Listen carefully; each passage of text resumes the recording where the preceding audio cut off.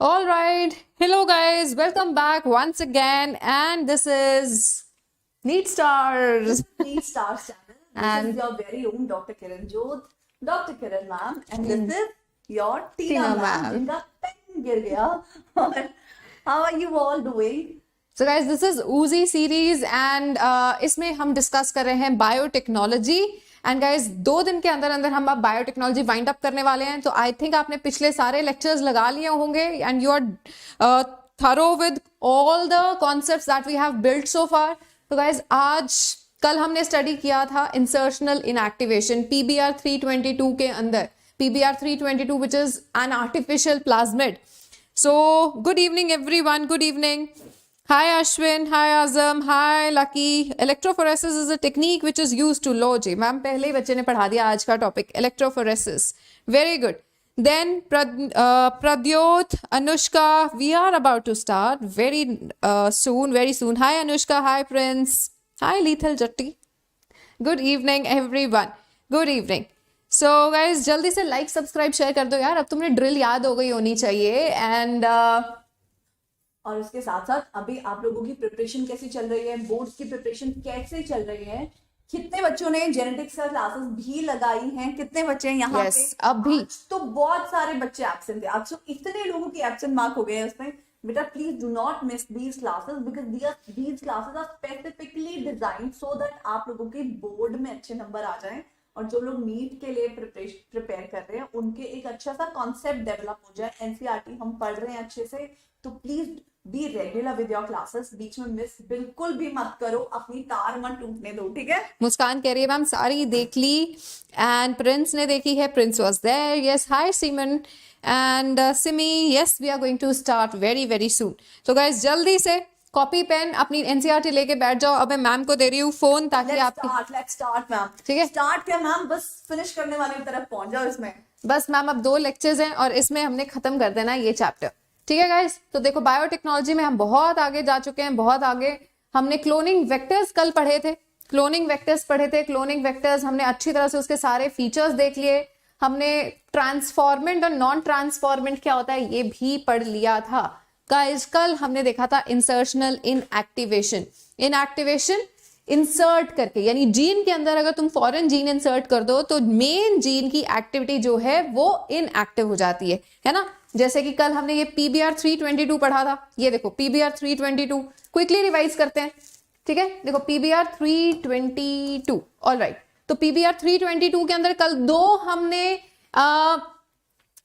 कौन से जीन्स किए थे? TetR gene and ampR gene, right. These are the selectable markers. तो guys tetracycline resistance gene and ampicillin resistance gene. तो ऐसा बैक्टीरिया जिसके अंदर पीबीआर 322 है उसको ना टेट्रासाइक्लिन से कुछ होना है और ना ही एम्पिसिलिन रेजिस्टेंस से. लेकिन अगर मैंने टेट्रा रेजिस्टेंस जीन और एएमपीआर एम्पिसिलिन रेजिस्टेंस जीन के अंदर फॉरेन जीन इंसर्ट कर दिया तो उसकी टेट्रासाइक्लिन रेजिस्टेंस और एम्पिसिलिन रेजिस्टेंस खत्म हो जाती है. जल्दी से चैट बॉक्स में लिख के बता दो मुझे जल्दी से कि किस तरह से हम जीन्स की रेजिस्टेंस को खत्म करेंगे. जल्दी से. यस यस यस, जल्दी से बताइए quickly in the chat box. Quickly let me no. Lag हो रहा है, एक बार रिफ्रेश कर लो, रीस्टार्ट कर लो यार, लैग बिल्कुल खत्म हो जाएगा. Anjik, by inserting recombinant DNA, okay, by inserting a foreign DNA, है ना. लेकिन कौन सा foreign DNA, कैसे खत्म करोगे, foreign gene को कैसे insert करोगे? This is the question. By using BAM-H1 and SAL1. ठीक है, इसी तरह से एम्पिसिलिन रेजिस्टेंस जीन को की रेजिस्टेंस कैसे खत्म करोगे, इसके अंदर फॉरेन जीन कैसे इंसर्ट करोगे? By using PVU1 and PST1 by insertional inactivation. Yes. All right, Samiksha, thank you so much. And I'm happy that you are a part of Neat Star family, right? All right, guys. चलिए, continue करते हैं. तो guys, देखो हमने ये पढ़ लिया था कि हमारे किसी भी क्लोनिंग वेक्टर के अंदर ओराई होना चाहिए, सिलेक्टेबल मार्कर्स होने चाहिए और एक क्लोनिंग साइट होनी चाहिए ताकि जहां पे हम स्पेसिफिकली कट करना चाहते हैं सिर्फ वहीं पे कट हो. Is that clear? ठीक है. और ये देखो, ये टॉपिक कल सबको समझ में आया था. जल्दी से बता दीजिए, ये टॉपिक कल सबको समझ में आया था, इंसर्शनल इनएक्टिवेशन. यस, जिसने इसका स्क्रीनशॉट नहीं लिया था तो वो जल्दी से स्क्रीनशॉट ले लो. तो गाइज इसमें हम पढ़ रहे हैं, देखो जस्ट अ सेकेंड, इसमें हम पढ़ रहे हैं, let me close this, all right. देखो इसके अंदर हमने एक पेट्री डिश ली, उसके अंदर बैक्टीरियल कॉलोनी ड्रॉ की, और ये ऐसी बैक्टीरियल कॉलोनी है जिसके पास पीबीआर 322 है, जिसके पास क्या है, पीबीआर 322, पीबीआर 322, पीबीआर 322 होने की वजह से उसके अंदर टेट्रासाइक्लिन रेजिस्टेंस भी है और एम्पिसिलिन रेजिस्टेंस भी। अब गाइस नॉन ट्रांसफॉर्मेंट है, नॉन ट्रांसफॉर्मेंट है ना, तो नॉन ट्रांसफॉर्मेंट का मतलब जिसके अंदर कोई चेंज नहीं आया, ठीक है, लेकिन फिर हमने चेंज लाया, और चेंज लाने के लिए हमने क्या यूज किया, या तो साल्वन या BAM-H1। अब साल्वन या BAM-H1 यूज किया तो टेट्रासाइक्लिन रेजिस्टेंस खत्म हो जाती है, लेकिन एम्पिसिलिन रेजिस्टेंस बिल्कुल रहती है, ठीक है। अब टेट्रासाइक्लिन रेजिस्टेंस खत्म करने के बाद हमने इसमें से छोटा सा सैंपल लिया। आज एक बच्चा केविन सुबह सुबह पूछ रहा था डाइजेशन के लेक्चर के दौरान कि मैम ट्रांसफॉर्मेंट्स को सबको ही मार दोगे तो फिर कैसे पता लगेगा, क्या करेंगे। तो सबको नहीं मारना होता, हम स्लाइड लेते हैं, उसके ऊपर इसका छोटा सा सैंपल लेते हैं, ठीक है, और फिर उसके ऊपर एम्पिसिलिन डाल के देखेंगे। क्या डाल के देखेंगे, एम्पिसिलिन। अब देखो एम्पिसिलिन रेजिस्टेंस तो है, तो जब हम एम्पिसिलिन डालेंगे तो क्या होगा, बैक्टीरिया विल सर्वाइव। क्यों, क्योंकि उसके पास एम्पिसिलिन रेजिस्टेंस है, लेकिन टेट्रासाइक्लिन रेजिस्टेंस खत्म हो चुकी है, ठीक है। तो अब ये जो बैक्टीरिया सर्वाइव करेगा, अब उसको हम ग्रो करेंगे टेट्रासाइक्लिन कंटेनिंग मीडियम के ऊपर, ठीक है। टेट्रासाइक्लिन रेजिस्टेंस 100% ट्रांसफॉर्मेशन क्यों नहीं होता, अनुष्का पूछ रही है। अनुष्का 100% ट्रांसफॉर्मेशन इसलिए नहीं होता क्योंकि हमने यहाँ पे सिर्फ साल्वन या BAM-H1 यूज किया है, राइट। तो हम क्या कर रहे हैं, हमने सिर्फ टेट्रासाइक्लिन रेजिस्टेंस खत्म की है ना। तो अभी भी उसके अंदर एम्पिसिलिन रेजिस्टेंस तो है, लेकिन अगर मैं इसके साथ साथ PVU1 या PST1 भी यूज कर दूंगी, फिर वो 100% ट्रांसफॉर्मेंट हो जाएंगे, यानी ना उनमें रहेगी टेट्रासाइक्लिन रेजिस्टेंस, ना उसमें रहेगी ampicillin resistance. Is that clear, ठीक है। इसलिए वहां पे 100% ट्रांसफॉर्मेंट्स नहीं बनते। अब देखो टेट्रासाइक्लिन के ऊपर ग्रो किया तो बैक्टीरिया विल डाई। अब जो बैक्टीरिया मर जाते हैं वो क्या है, ट्रांसफॉर्मेंट्स हैं, लेकिन इनके अंदर कौन सी ट्रांसफॉर्मेशन आ रखी है, सिर्फ टेट्रासाइक्लिन रेजिस्टेंस खत्म होने की ट्रांसफॉर्मेशन आ चुकी है। एम्पिसिलिन रेजिस्टेंस इनके पास अभी भी है, इनके पास एम्पिसिलिन रेजिस्टेंस अभी भी है। Is that clear, is that clear, ठीक है। तो इस तरह से ये मारे जाएंगे। Got it, all right. तो ये जितने भी गॉट इट कह रहे हैं वो सारे वो हैं जिन्होंने पिछले लेक्चर्स लगाए हैं, राइट। ये सारे पिछले लेक्चर्स लगा के आए हैं। Thank you Amok, thank you Anushka, good good good. Kamaljeet, is it possible to crack NEET if we start now? It's never too late to start, right. Just start it now. अभी हमने एक ही हफ्ते की क्लासेस लगाई हैं, तो वो जितने भी बैकलॉग रहेगी वो जल्दी से खत्म करो and just start with us, ठीक है। तो जल्दी से अब कंटिन्यू करेंगे आगे। तो देखो insertional in activation is this, ठीक है गाइस। तो कल हमने ये स्टार्ट किया था थोड़ा सा छोटा सा टॉपिक ट्रांसफॉर्मेशन। ट्रांसफॉर्मेशन का जरा हिंदी में मतलब बता दो। ट्रांसफॉर्म होने का मतलब क्या है, जल्दी से बताइए। ट्रांसफॉर्म का मतलब जल्दी से बताइए। ट्रांसफॉर्म का मतलब क्या होता है? ट्रांसफॉर्म का मतलब बदल जाना, राइट। ट्रांसफॉर्म का मतलब बदल जाना, ठीक है, बदलना। यस अनुष्का। रूपांतरण, वाह। यस राघव प्रताप, इसका मतलब क्या है, बदल जाना, ठीक है, बदल जाना, ठीक है। या फिर जैसे राघव ने बोला रूपांतरण, पांतरण, ठीक है। देखो मेरी हिंदी ऐसी है, क्लियर। तो अब ट्रांसफॉर्मेशन हो गया। ट्रांसफॉर्मेशन देखो कैसे कैसे कर सकते हैं। ट्रांसफॉर्म का मतलब होस्ट के अंदर, means host contains resist rDNA, foreign DNA, ठीक है। अगर होस्ट के अंदर रिकॉम्बिनेंट DNA है तो वो क्या है, वो रूपांतरित है। ठीक बोली है हिंदी मैंने, ठीक है। वो ट्रांसफॉर्म्ड है and the process is known as transformation. देखो कैसे कैसे कर सकते हैं guys, we have many ways, ठीक है, we have many ways. One is heat shock method, heat shock method, ठीक है। देन हमारे पास गन्स होती है, मैंने तुम्हें बताया था, ऐसी गन्स होती हैं जो कि फॉरेन जीन को अंदर बम्बार्ड कर सकती हैं, so we call them gene gun. ठीक है, फिर हमारे पास स्पेशल इंजेक्शंस होते हैं, माइक्रो इंजेक्शन, जो न्यूक्लियस तक पहुंचते हैं और न्यूक्लियस के अंदर एक फॉरेन जीन को इंसर्ट कर सकते हैं, right? And yes, so heat shock method, gene gun, micro injection, ये सारे मेथड्स हम यूज करने वाले हैं। Is that clear? All clear? ठीक है, तो देखो हम एक एक करके पढ़ेंगे। Heat shock method, biolistics, micro injection, and then guys हमारे पास एक और मेथड होता है यूजिंग द वेक्टर्स, और ये यूजिंग द वेक्टर्स तो हम और अच्छी तरह से पढ़ चुके हैं। बताओ, ये वेक्टर्स वाला हम पढ़ चुके हैं। कौन से वेक्टर्स हमने पढ़े हैं? Thank you sir, thank you thank you thank you. चलो जल्दी से बताओ, क्या हम ये वेक्टर्स पढ़ चुके हैं? वेक्टर्स पढ़ चुके हैं हम?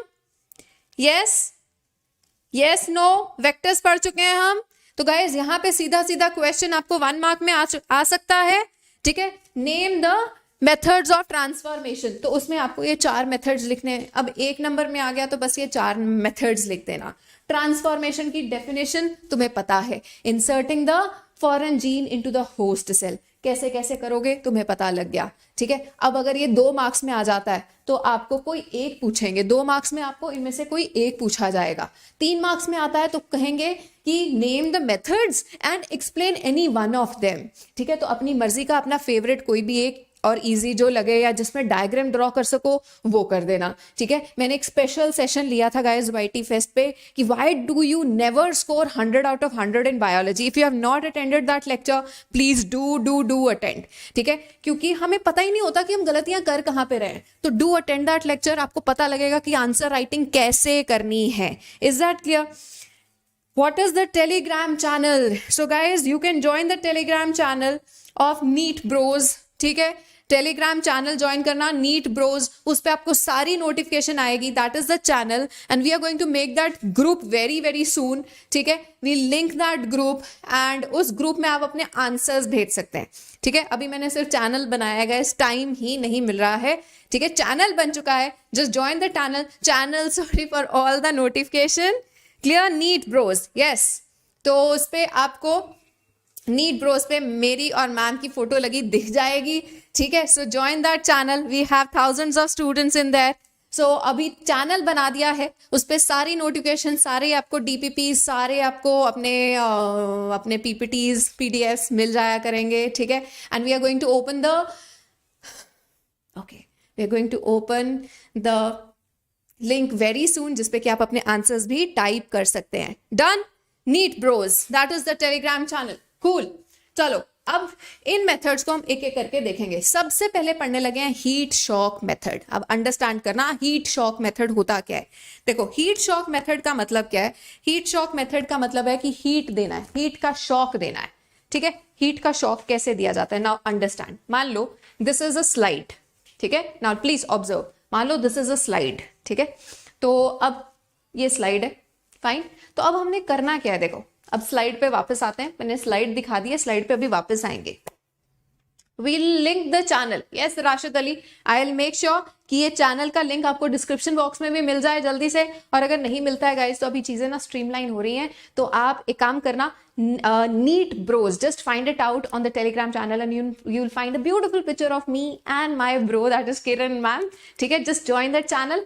सो let's make that group bigger, जिसपे कि हम आपको सुबह सुबह सारा टाइम टेबल दे दें।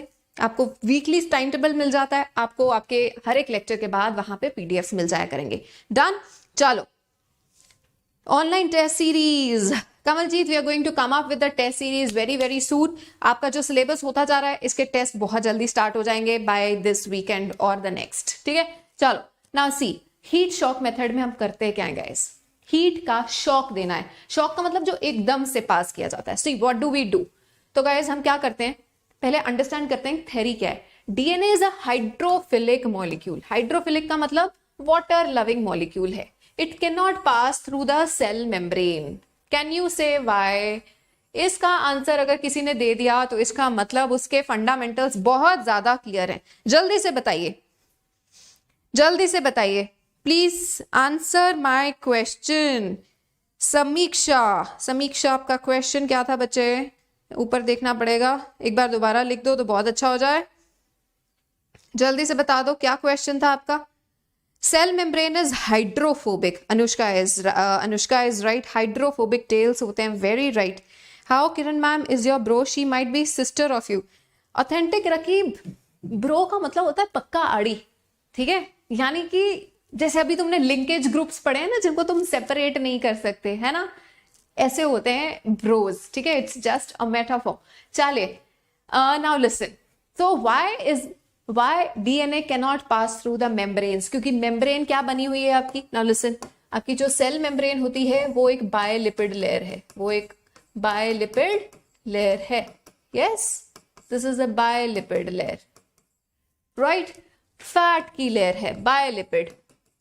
तो पानी तो इसमें से पास नहीं करेगा, या कोई भी वो चीज जो कि डायरेक्टली जो वाटर में सॉल्युबल है, it can not pass through it, right. That is why it is hydrophobic. Cell membrane is hydrophobic, right. Bilayer of phospholipids. Yes Prince Lohia, clear. अब इसलिए डीएनए डायरेक्टली पास नहीं कर सकता. In order to force the bacteria to take up the plasmid, अब अगर हमें उसको मजबूर करना है, in order to force the bacteria to take up the plasmid, bacterial cells must B made competent. देखो, हम कहते हैं कि होस्ट जो है वो कॉम्पिटेंट होना चाहिए. मैंने आपको पहले भी बताया था, कॉम्पिटेंट का मतलब जो फॉरेन जीन को अपने अंदर इंसर्ट करा सके, जो इस लायक हो. ठीक है, तो उसको कॉम्पिटेंट बनाना है. कॉम्पिटेंट का मतलब जो बंदा लायक हो. हम कहते हैं ना कि that person is very competent. देखो, दो चीजें होती हैं गाइज. पैदाइशी किसी को भी कोई चीज नहीं आती होती. ठीक है, हम सब खाली दिमाग के साथ पैदा होते हैं. लेकिन बात ये होती है कि कितना आप कोशिश करते हो to grow in your life, to learn new things. ठीक है, आपका एटीट्यूड कितना सही है कि भाई मैं ये नई चीज सीख के रहूंगा, मैं कभी हिम्मत नहीं हारूंगा. ठीक है, I will always stay positive no matter what. That is being competent. ठीक है, जब तुम किसी चीज के लायक होते हो, दैट इज. तो अब होस्ट इस लायक होना चाहिए. उस लायक होस्ट को हम क्या कहते हैं? Competent host. तो कॉम्पिटेंट होस्ट होना चाहिए to take up the DNA. हमने उसको इस लायक बनाना है. Are you getting this? हमने होस्ट को इस लायक बनाना है. Now this is done by treating them with the specific concentration of divalent ions. Now listen, how do we do this? अब हमने क्या करना है? देखो, ये लिपिड लेयर मैंने किसकी शो की है तुम्हें? ये हमारा होस्ट सेल है. ये हमारा होस्ट सेल है. ठीक है, तो ये बायलिपिड, इसकी मेम्ब्रेन मैंने शो की थी. क्लियर. अब ये जो बायलिपिड लेयर मैंने आपको शो की, ये किसकी बनी हुई है? लिपिड्स की, फॉस्फोलिपिड्स की. नाउ सी, हमने होस्ट को बनाना है competent. It has to be made competent. It is made competent. How do we make it competent? Made competent by number 1. सबसे पहले हम क्या करेंगे? हम number 1 उसको ट्रीट करेंगे with divalent ions. Treated with divalent ions. Divalent means जिनकी valency 2 है, जैसे कि कैल्शियम 2+. ठीक है, डाइवेलेंट आयंस के साथ ट्रीट करो. कैल्शियम क्लोराइड ले लो, CaCl2. तो कैल्शियम क्लोराइड के साथ उसको ट्रीट कर दो. डाइवेलेंट आयंस के साथ ट्रीट कर दिया. ठीक है तान्या, ये 2 लेक्चर्स में अब खत्म होने वाला है. बहुत हमने बेसिक बना लिया है. ठीक है, कि एप्लीकेशन से पहले हमें पता हो कि हम कर क्या रहे हैं. ठीक है, तो देखो, अब ट्रीटेड विद कैल्शियम या डाइवेलेंट आयंस. डाइवेलेंट आयंस के साथ जब हमने इसको ट्रीट किया गाइस, तो देखो क्या होगा. Treated with divalent ions like calcium, जो कि एफिशिएंसी इंक्रीज कर देगा for the DNA to enter into the bacteria. क्यों कैल्शियम आयंस के साथ ट्रीट किया है? ताकि वो ज्यादा एफिशिएंट हो जाए to take up DNA. To take up DNA. अब देखो यहाँ पे गाइस हमारे पास ये प्लाज्मिड है. This is the rDNA. This plasmid contains rDNA. ठीक है ना. नाउ इस rDNA को अंदर भेजने के लिए हमने उसको क्या बनाना है? कॉम्पिटेंट बनाना है. इसको अंदर भेजने के लिए मेड कॉम्पिटेंट बिफोर दैट. ठीक है ना. अब कॉम्पिटेंट कैसे बना रहे हैं? Number 1 step is treated with calcium chloride. Calcium chloride के साथ ट्रीट करेंगे तो क्या होगा? उसकी एफिशिएंसी इंक्रीज हो जाएगी, ताकि जो मेम्ब्रेन के अंदर पोर्स हैं उसमें से वो पास कर सके. सेल वॉल के अंदर जो पोर्स हैं उसमें से वो पास कर सके through the pores in the cell wall. ठीक है, सेल वॉल की पोर्स में से वो इजिली क्रॉस कर सके। अब R DNA can then be forced into such cells by incubating the cells with recombinant DNA by placing it on the ice. Now understand, second step हमने क्या करना है, सेकेंड स्टेप हमने क्या करना है, हमने एक आइस क्यूब लिया। Now see I am making it all pictorial. ये आइस क्यूब लिया हमने, ठीक है।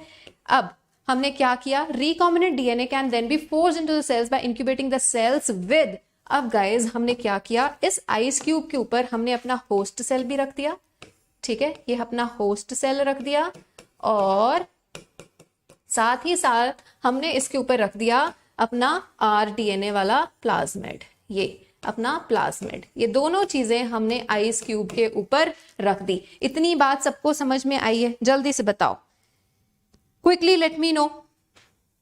मैम आपने इस चैप्टर में हिस्ट्री ऑफ बायोटेक्नोलॉजी नहीं बताई। कमलजीत हम डिस्कस कर चुके हैं हिस्ट्री, जो कि आपकी स्टार्टिंग में दी हुई है, यूनिट के स्टार्टिंग में हर्बर्ट बॉयर वगैरह दिया हुआ है, कि हम ऑलरेडी डिस्कस कर चुके हैं। If you have missed any lecture let please do attend all the lectures, ठीक है। तो कोई भी लेक्चर मिस नहीं करना है, लेक्चर मिस नहीं करना है। Is that clear? देखो हमने क्या किया, सबसे पहले कैल्शियम के साथ ट्रीट किया, फिर उस कैल्शियम ट्रीटेड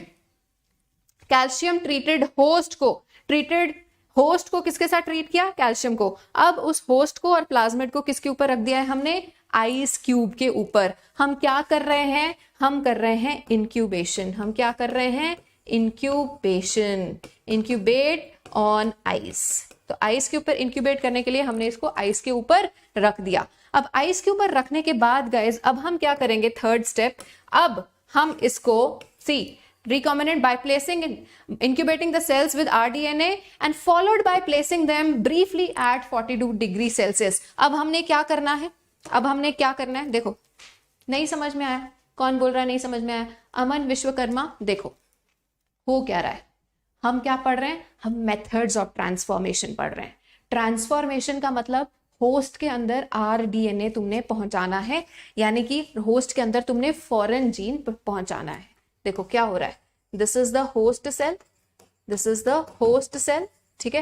होस्ट के पास अपना न्यूक्लियोइड तो होता ही है, तुम उसके अंदर एक फॉरेन जीन पहुंचाना चाहते हो, this is the foreign gene, ठीक है। ये फॉरेन जीन को अंदर पहुंचाने के लिए कई तरीके होते हैं, ठीक है। या तो मैं वेक्टर यूज कर सकती हूँ, यानी कि मैंने एक प्लाज्मिड लिया, ठीक है, इस प्लाज्मिड के अंदर, ये आरडीएनए के अंदर, इस प्लाज्मिड के अंदर मैं ये फॉरेन जीन इंसर्ट करूंगी, ठीक है, और फिर इस पूरे के पूरे प्लाज्मिड के समेत इसको होस्ट के अंदर डाल दूंगी। या मैं क्या करती हूँ, मैं इंजेक्शन यूज कर सकती हूँ, ये कर सकती हूँ, ये कर सकती हूँ। अब देखो सबसे पहले हम पढ़ रहे हैं कि हीट शॉक मेथड के साथ हम फॉरेन जीन को इसके अंदर कैसे इंसर्ट करेंगे। नाउ लिसन गाइस, ठीक है, जल्दी से बताओ इतना समझ में आ रहा है? अब फॉरेन जीन को हीट शॉक मेथड के साथ अंदर इंसर्ट कैसे करना है, तो देखो क्या करेंगे। अगर मैं हीट शॉक मेथड के साथ इसको अंदर इंसर्ट करना चाहती हूं तो मैं क्या करूंगी,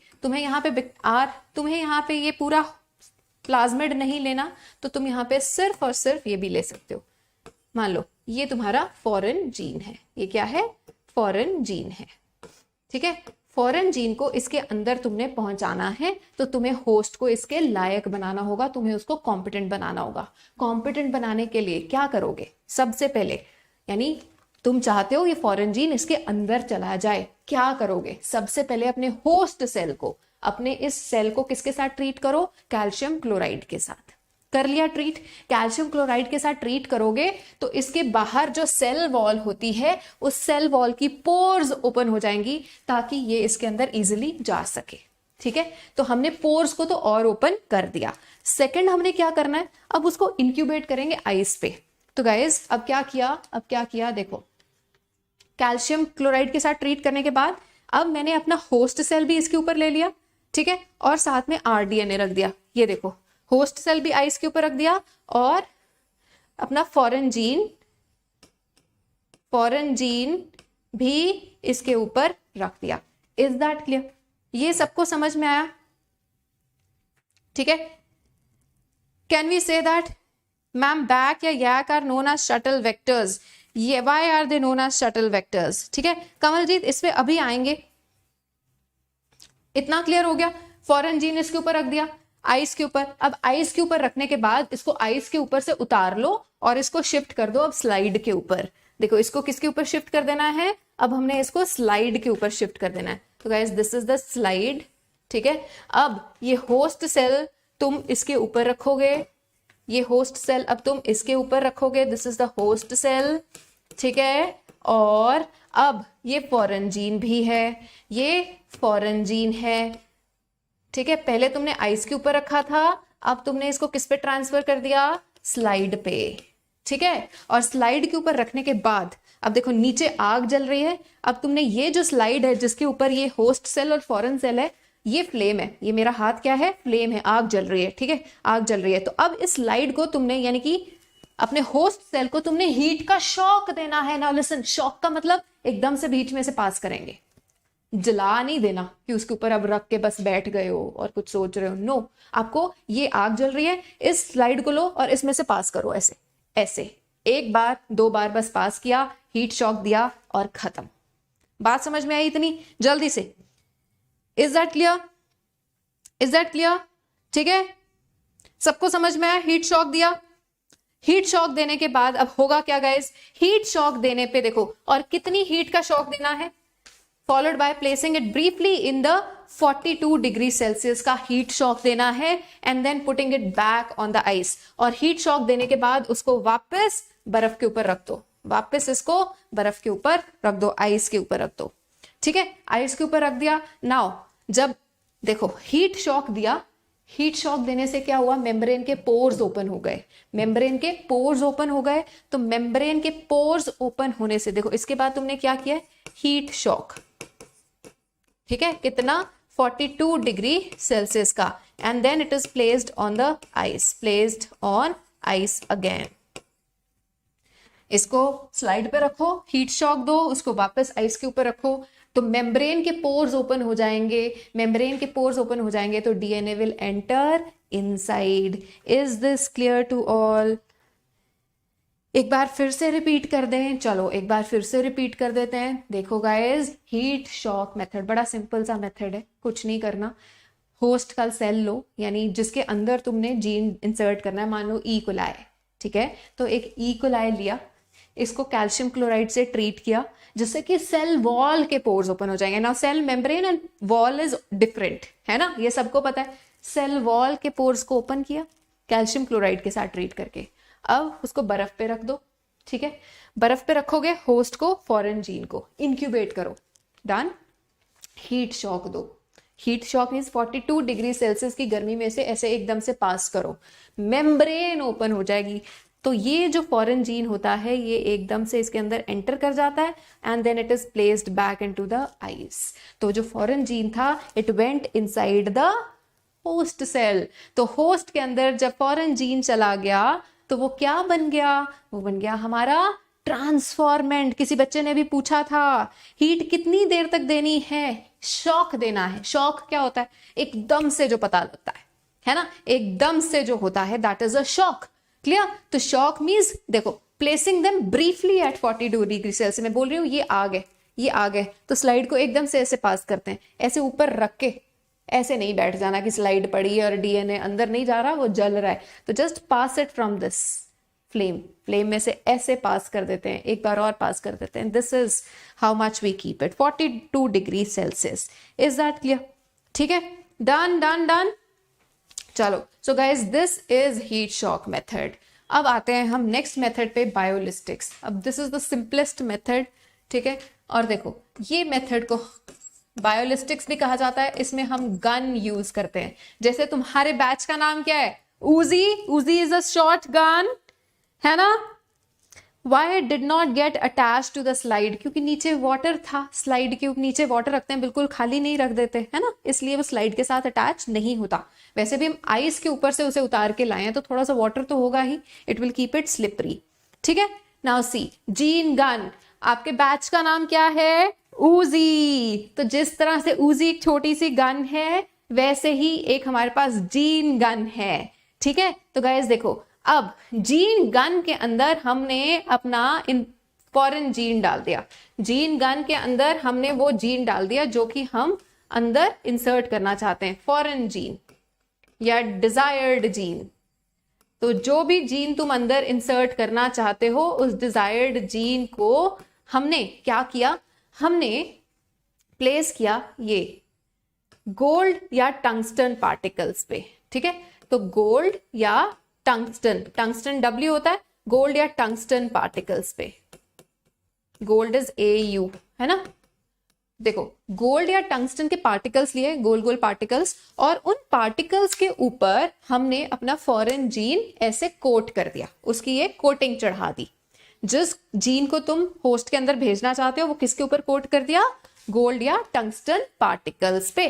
ठीक है, ये देखो गोल्ड को DNA कोटेड गोल्ड पार्टिकल्स या यहाँ पे टंगस्टन पार्टिकल्स हो सकते हैं। अब इन पार्टिकल्स की तुम चलाओगे गन, इन पार्टिकल्स की क्या चलाओगे, गन। तो जीन गन से ये अंदर सेल की तरफ जब तुम इसे बम्बार्ड करोगे, टारगेट सेल्स की तरफ, तो गाइस क्या होगा, क्या होगा, बम्बार्डमेंट का मतलब it is coming with high speed, है ना। बम्बार्डमेंट का मतलब it is coming with high speed. तो व्हेन द गोल्ड पार्टिकल्स, ऐसे गोल्ड पार्टिकल्स जिनके ऊपर फॉरेन जीन या डिजायर्ड जीन तुमने कोट किया हुआ है, जब वो पार्टिकल बम्बार्ड किया जाएगा टू द होस्ट सेल, तो इतनी हाई वेलोसिटी होती है, इतनी हाई वेलोसिटी होती है कि वो स्पीड की वजह से जो सेल मेम्ब्रेन है वो शेक कर जाती है।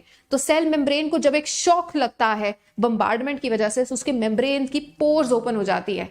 तो पार्टिकल का साइज बड़ा होने की वजह से गोल्ड या टंगस्टन पार्टिकल पीछे रह जाएगा, लेकिन फॉरेन DNA जो है वो अंदर चला जाएगा।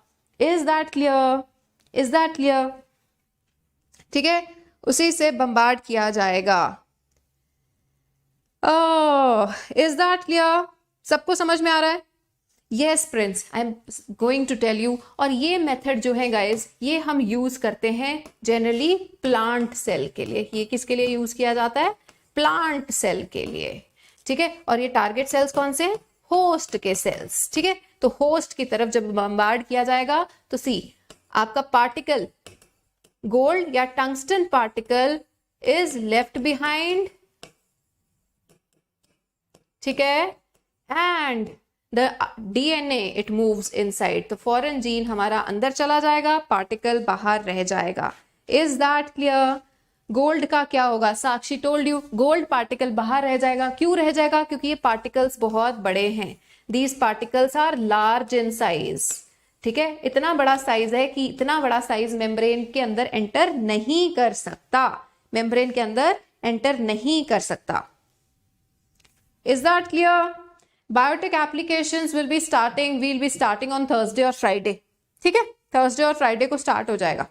चलो, need to learn palindromic sequence of other enzymes also? No Kamaljeet, no। बस एक EcoRI1 याद कर लेना, घटक जो आपकी NCERT में एग्जाम्पल दे रखी है, जल्दी से बता दो quickly, give me a thumbs up. और ATP molecules quickly quickly quickly, and we'll be continuing. Done, ठीक है। After biotech please start the last unit, ecology. All right, ecology मैंने ही पढ़ानी है ना मैम, इकोलॉजी मैंने ही पढ़ानी है। चलो, सो गाइज दिस वाज बायोलिस्टिक्स। अब आते हैं हम थर्ड मेथड पे, दैट इज माइक्रो इंजेक्शन। ये माइक्रो इंजेक्शन हम जनरली यूज करते हैं एनिमल सेल के लिए। ये यूज किया जाता है फॉर एनिमल सेल। किसी एनिमल सेल के अंदर मुझे अगर फॉरेन जीन इंसर्ट करना है ना, तो मैं इंजेक्ट करूंगी। तो ये देखो, ये have a special injection known as micro injection.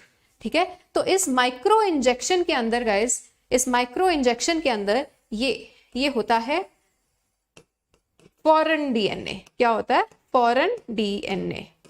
ठीक है, इस फॉरेन DNA को इसके अंदर डाला और इसको इंजेक्ट कर दिया सीधा न्यूक्लियस के अंदर। तो न्यूक्लियस, ये this is the nucleus of the animal cell, और इसके अंदर इंसर्ट कर दिया। बात समझ में आई है। तो दिस इज माइक्रो इंजेक्शन, नाम से ही पता लग रहा है, we are clearly injecting it into the animal का न्यूक्लियस।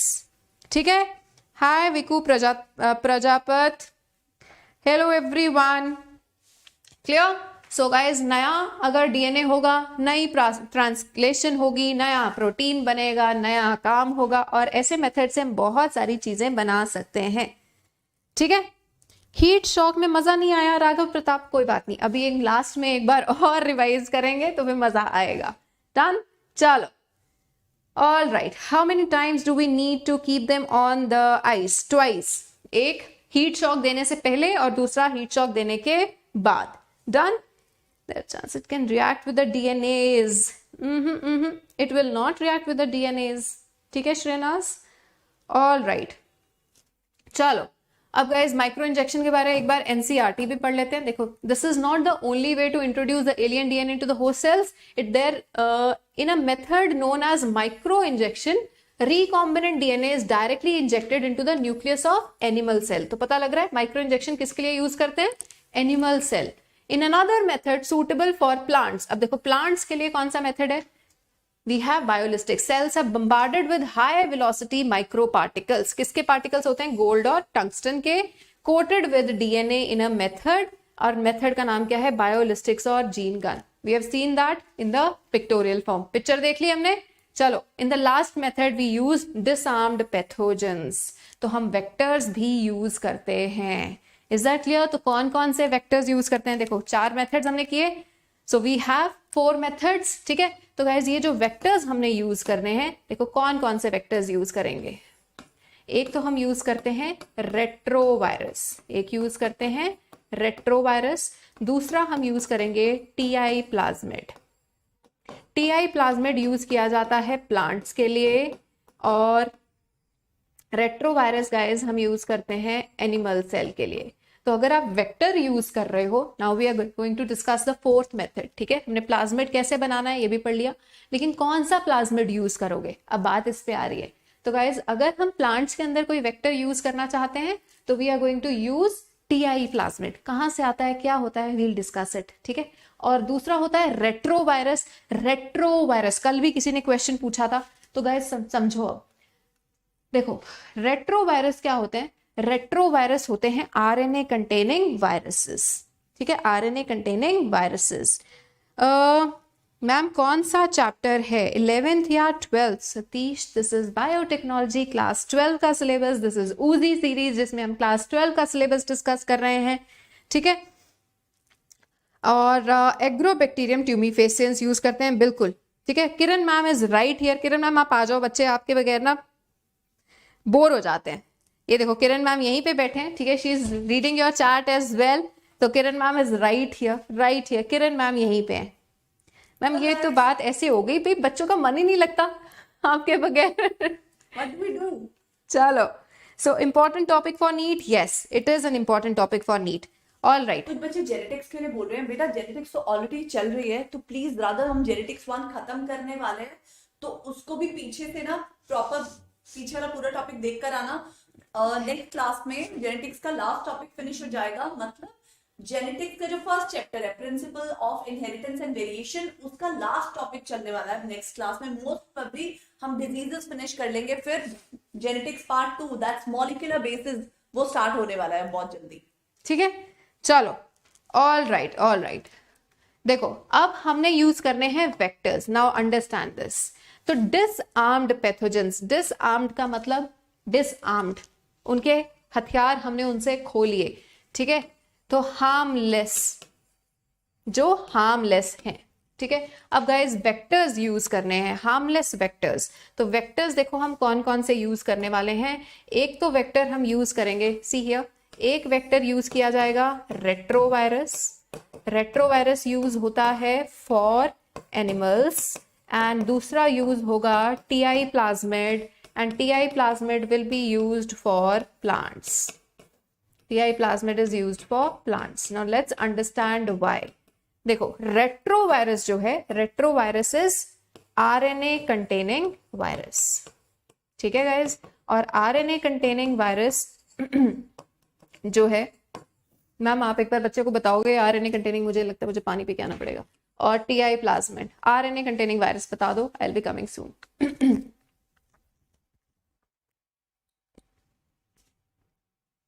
This one, just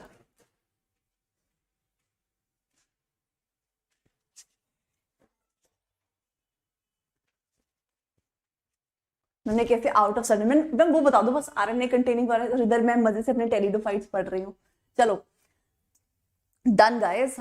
तो अभी मैम आपको बता रहे थे कि किस किस तरीके से अब हम अपना जीन ट्रांसफर कर सकते हैं मतलब किस what are the various methods by which we can transfer genes और हम सेल्स को रिकॉम्बिनेंट बना सकते हैं। तो बेटा उसी में एनिमल सेल्स में हम यूज करते हैं रेट्रोवायरसेस जो कि एनिमल को इन्फेक्ट करते हैं viruses. For example HIV virus है ना, human immuno deficiency virus, this is also a retrovirus. और आपको पता है ये अपना डीएनए हमारे डीएनए के साथ कंबाइन करवाता है। इसके पास वो है स्पेशल पावर जिससे ये अपने डीएनए को कंबाइन करा देता है हमारे डीएनए के साथ और हमारे सेल्स का फंक्शनिंग डिस्टर्ब करता है। तो हम भी स्मार्ट हैं, हमने बोला कि ठीक है हम रेट्रोवायरस के अंदर इंसर्ट कर देते हैं ऐसा जीन जो कि हमारे काम आए, है ना। ठीक है, ये लो मैम। ऑलराइट। तो गाइस जैसे अब HIV का पूरा साइकिल हमने कर रहा है, ठीक है, नाउ अंडरस्टैंड। तो देखो रेट्रोवायरस जो है RNA कंटेनिंग वायरसेस हैं। अब ये RNA कंटेनिंग वायरसेस क्या करते हैं, ये अपना RNA DNA में कन्वर्ट कर सकते हैं, ठीक है। तो अगर हमने कोई भी DNA फॉरेन जीन इनके साथ इंसर्ट कर दिया, कोई भी RNA कंटेनिंग वायरस, ठीक है, अगर हमने इसके अंदर अपना फॉरेन जीन इंसर्ट कर दिया, ये हमारा फॉरेन जीन है, तो फॉरेन जीन इंसर्ट करने से क्या होगा, तो जब इसका देखो फॉरेन जीन इंसर्ट करने से क्या होगा कि जब इसका RNA कन्वर्ट होगा इनटू DNA, तो वो DNA हमारे DNA के अंदर इंसर्ट हो जाएगा, ठीक है। RNA देखो ये वायरस है, वायरस ने अपना अपना RNA DNA में कन्वर्ट किया, ठीक है। तो उसके DNA के साथ साथ उसका DNA हमारे DNA के अंदर इंसर्ट होगा और जैसे हमारा DNA रेप्लिकेट होगा उसका उसके DNA में जो हमारा फॉरेन जीन है वो भी रेप्लिकेट होने लगेगा। तो हम वायरस को यूज कर सकते हैं as a carrier of foreign gene. Is that clear? ठीक है, तो मैम इतना बच्चों को क्लियर हुआ। This is retrovirus being used for animals. अब हम आते हैं TI प्लाज्मिड पे। अब देखो ये TI का मतलब क्या है? TI का मतलब है ट्यूमर इंड्यूसिंग। ट्यूमर का मतलब क्या होता है? ग्रुप ऑफ सेल्स, है ना। Cancer is in a syllabus but cancer is different. Tumour का मतलब होता है एक ही जगह पे ग्रुप ऑफ सेल्स, यानी अनकंट्रोल्ड सेल डिवीजन शुरू हो जाती है और उस अनकंट्रोल्ड सेल डिवीजन से एक ट्यूमर यानी मास ऑफ सेल्स बनना शुरू हो जाता है। अब ऐसे ही प्लांट्स के अंदर जो ट्यूमर बनता है ना, उसको हम बोलते हैं गॉल फॉर्मेशन। क्या कहते हैं? क्राउन गॉल डिजीज बोल देते हैं या gall formation, crown gall disease. तो अगर आप कभी भी प्लांट्स के ऊपर इस तरह की ग्रोथ देखो, मान लो ये स्टेम है, ठीक है, इस स्टेम के ऊपर तुम्हें ऐसी सी ग्रोथ नजर आए, तो ये क्या है? क्राउन गॉल्स हैं। समझ में आया? ये गॉल्स हैं, ये इनके प्लांट के ट्यूमर्स होते हैं, ठीक है। तो अब कौन सा प्लाज्मिड है इसके अंदर? ठीक है, ये किसकी वजह से हो रहा है? TI plasmid. TI प्लाज्मिड होता किसके अंदर है? It is present in a bacteria known as agrobacterium. Now I'm writing it here. देखो एक बैक्टीरिया है Agrobacterium tumefaciens. Agrobacterium tumefaciens. अब इस बैक्टीरिया के अंदर होता है TI प्लाज्मिड। मान लो दिस इज Agrobacterium tumefaciens और इसके अंदर प्रेजेंट है TI प्लाज्मिड, ठीक है। और गाइस TI प्लाज्मिड के अंदर स्पेशल DNA होता है जिसको बोलते हैं tDNA। ट्यूमर इंड्यूसिंग प्लाज्मिड है, तो इसके अंदर ट्यूमर इंड्यूसिंग जीन्स प्रेजेंट है, ट्यूमर इंड्यूसिंग DNA प्रेजेंट होता है। जब भी ये बैक्टीरिया प्लांट को इन्फेक्ट करेगा तो इसके इस DNA की वजह से, ट्यूमर इंड्यूस करने वाले DNA की वजह से यहाँ पे ट्यूमर्स बन जाते हैं और इनके ट्यूमर्स को हम क्या कहते हैं? Crown galls. क्या बोलते हैं? Crown galls. Is that clear to all? ठीक है, इकोलॉजी बहुत जल्दी शुरू होगी, बहुत जल्दी, ठीक है। tDNA ट्रांसफर DNA और प्लाज्मिड का नाम क्या है? TI, ट्यूमर इंड्यूसिंग प्लाज्मिड, ठीक है, ट्यूमर इंड्यूस करने वाला। डन। नाउ सी, अब हम इस बैक्टीरिया को क्यों यूज करते हैं? नाउ लिसन, ये बैक्टीरिया वैसे प्लांट के अंदर बीमारी कॉज करता है, यानी प्लांट्स का ट्यूमर कॉज करता है। लेकिन यहाँ पे एक बात लिखी हुई है गाइस कि यहाँ जो भी हमने वेक्टर यूज करना है हमने उसको हार्मलेस करना है, पहले डिसआर्म करना है। तो देखो हम क्या करते हैं, हम इस टीआई प्लाज्मिड के अंदर अपना फॉरेन जीन इंसर्ट कर देंगे। इसी प्लाज्मिड के अंदर जहां पे टीडीएनए है, इसके साथ साथ हम अपना एक फॉरेन जीन भी इंसर्ट कर देंगे। हम अपना फॉरेन जीन भी इंसर्ट कर देंगे। तो जब फॉरेन जीन भी इसके साथ इंसर्ट हो जाता है तो तुम्हें पता है, now because of TDNA there will be uncontrolled growth, uncontrolled growth, and this uncontrolled growth क्या कॉज करती है, ट्यूमर कॉज करती है। ठीक है, यानी कि क्विक मल्टीप्लिकेशन करवाती है। पर अगर इसके साथ साथ यहाँ पे फॉरेन जीन भी होगा, नाउ लिसन, अगर इसके साथ साथ फॉरेन जीन भी होगा तो जितनी जल्दी सेल या प्लाज्मिड मल्टीप्लाई करेगा उतना ही जल्दी फॉरेन जीन भी मल्टीप्लाई करेगा, रेप्लिकेट करेगा। So this is what we want. तो now this can easily carry it in the plant. ठीक है, तो जब एग्रोबैक्टीरियम प्लांट को इन्फेक्ट करने जाएगा तो अपने साथ साथ क्या लेके जाएगा, फॉरेन जीन लेके जाएगा। Is this clear? ठीक है, is that clear?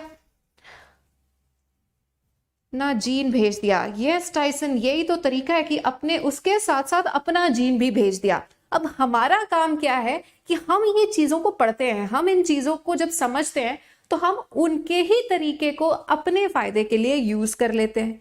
Is that clear? TI plasmid is having T-DNA and virulent gene. Yes Dharmendra, हमने वायरुलेंट रीजन जो है उसको तो हमने नॉन वायरुलेंट कर देना है। ठीक है, और टीडीएनए वाली जो प्रॉपर्टी है उसको हमने प्लाज्मिड की यूज कर लेनी है। Is that clear? TDNA is transfer DNA और tumour, TDNA is transfer DNA, plasmid का नाम टीआई है, ट्यूमर इंड्यूसिंग है। Is that clear?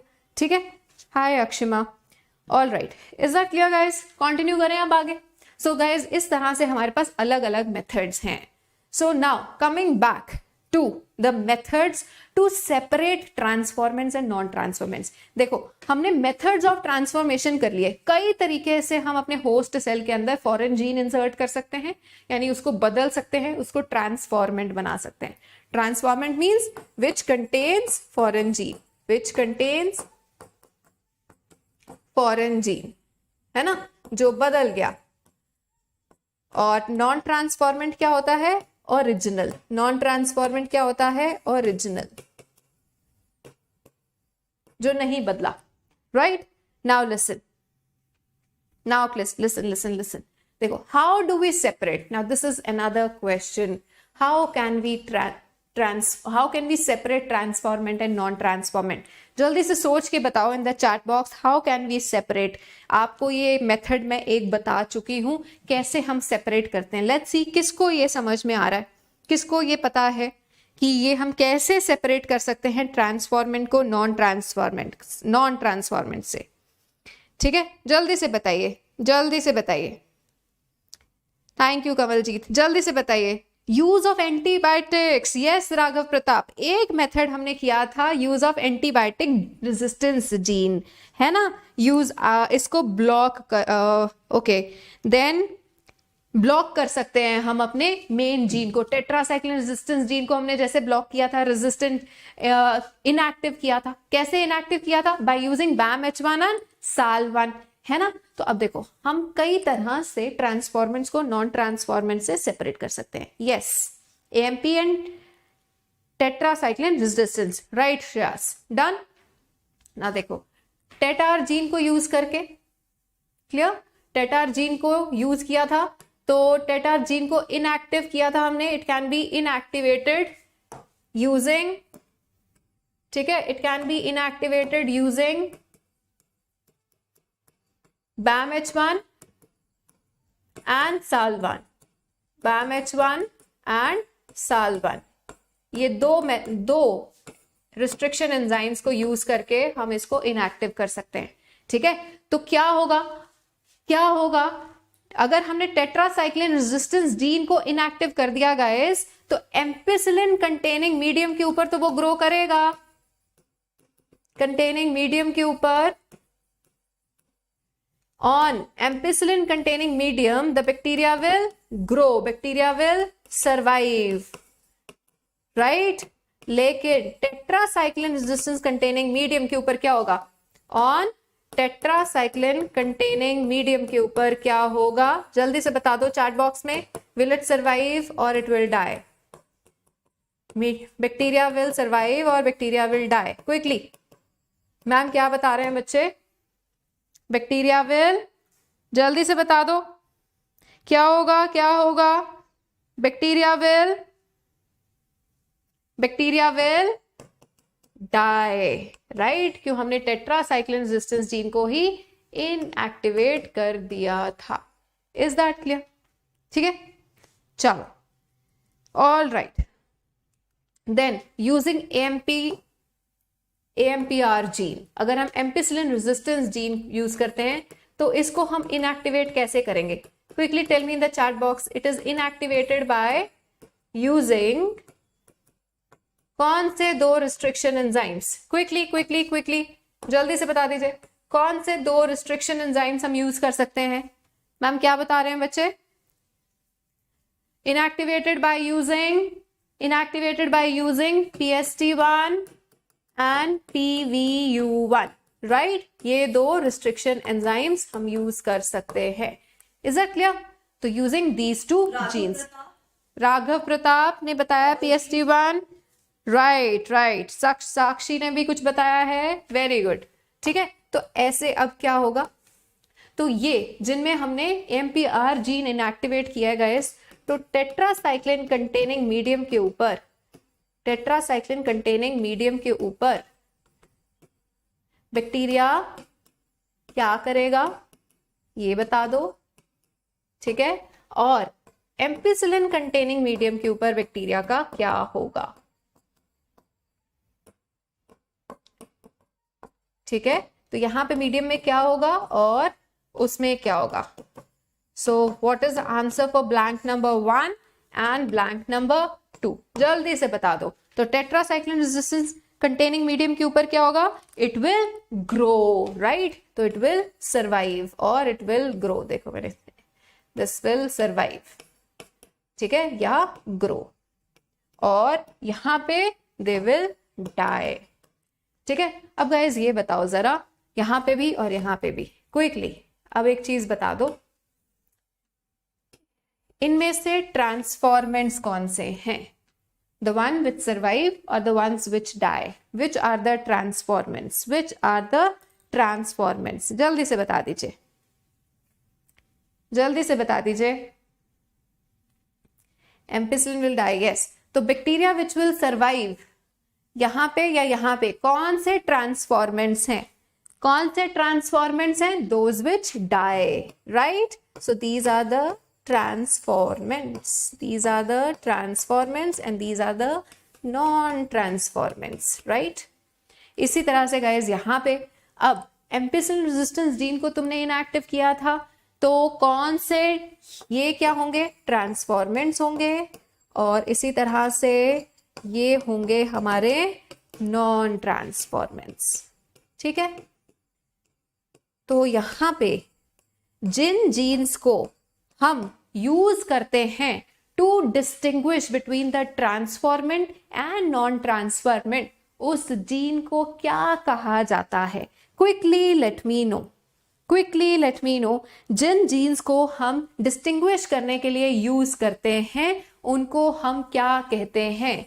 What are the genes known as which are used to distinguish between transformants and non-transformants? What do we call them?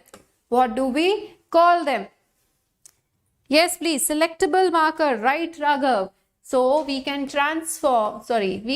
separate transformants from non-transformants using selectable markers, right?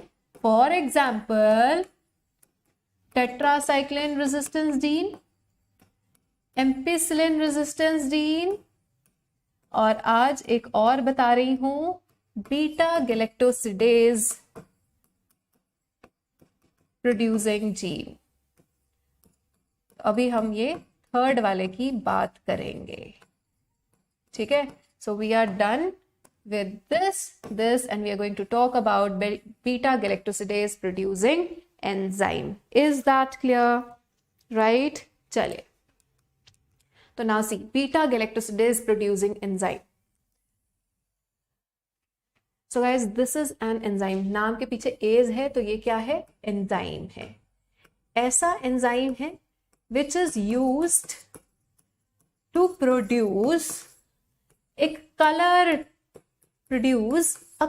substance. A colored substance. ठीक है, ये ऐसा enzyme है जो कि coloured substance बनाने में help करता है. कलर्ड सब्सटेंस को क्या कहेंगे?